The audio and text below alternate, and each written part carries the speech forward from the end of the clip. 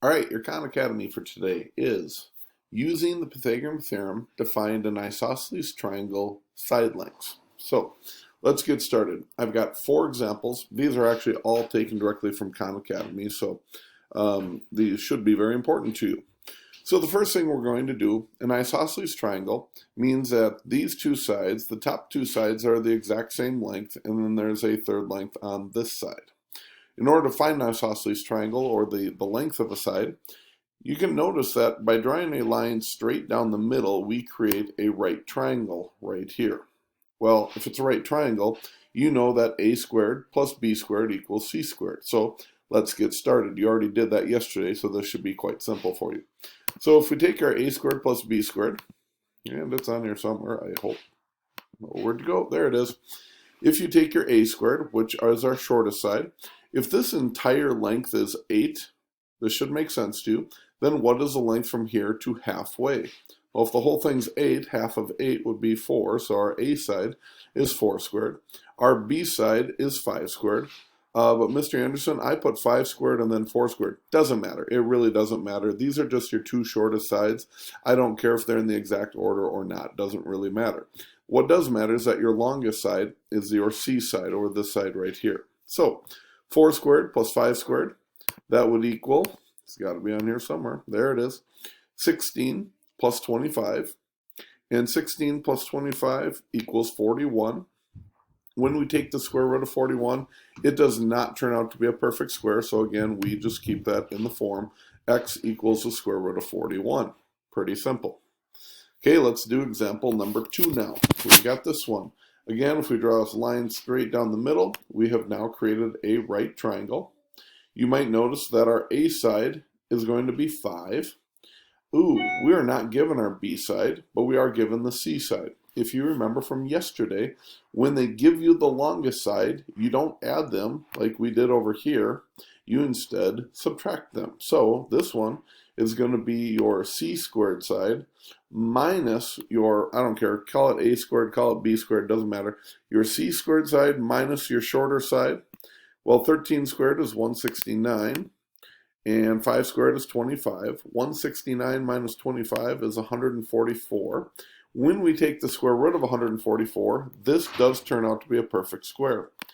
So our answer is x equals 12. So the height of this triangle ends up being 12. Okay, example number 3. Here is our right triangle again, but you're going to notice I have an added line here. So we want to know the length of this whole bottom side right here. But the problem is the Pythagorean theorem only gives us the length of this side to the middle. So I wonder what we could do. If we knew the length of this side to the middle, what could we do to that answer to get our overall answer? You're right, we could double it once we know that. So let's use the Pythagorean theorem to find this side right here, and then when we're done, we'll double that answer. So we know our c squared side right here is 13, so again, we're going to use the same model like we did last time, where we take c squared minus a squared equals b squared. So we will do that right here. We take 13, the square root of 13 squared minus 2 squared equals c squared. I know this seems kind of weird, but square root of 13 is our c side. So it's square root of 13, and then we are going to square that. Well, what do you think a square and a square root does to each other? Kind of like adding does what to subtracting. It cancels it. Multiplying does what to dividing. It cancels it. So squares and square roots cancel each other. So the square root of 13 squared just ends up being 13. So this part is just 13 because the square root and the square cancels each other. 2 squared is 4 equals c squared. 13 minus 4 happens to be 9. And the square root of 9 turns out to be a nice easy number, which is 3. But remember, this is not our answer. Khan Academy will try and trick you, and they'll put that in as an answer. But see that 3 is only the length to the middle. We want the length all the way across. So what do we have to do with that 3, which is only halfway across? We need to, yep, that's right, double it. So if we double that, then we know that that x side equals 6. So that full length side is 6. So if they ever give you x as the bottom one, you got to remember you've got to do this last little step here of doubling our C term and getting out into your answer. Wow, you know what I just realized, guys? This is where teachers make mistakes too. Wasn't this one supposed to be C squared minus A squared equals B squared? This term right here should have been a B squared the whole time. That should have said B squared, B squared, B squared, B equals 3, and then 2 times B equals 6. So, my bad. You can see everyone's human. We all make mistakes. And I understand sometimes that gets frustrating when we do. But hey, we all do it. I'm human as well. So I apologize. That right there should have been a B the whole time, not a C. All right. Moving on. Let's see if I screwed this one up too, because it's very possible I did. Here again, we have our C squared. We have our A or B side. What we need to figure out is this A or B side. Let's see what I did. Oh, I just called it x squared. Okay, well, I can't get in trouble this way. That's all right then.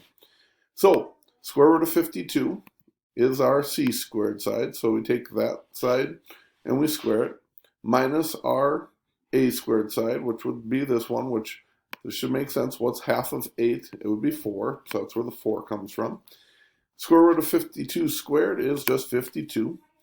4 squared is 16 equals x squared. 52 minus 16 comes out to be 36 equals x squared.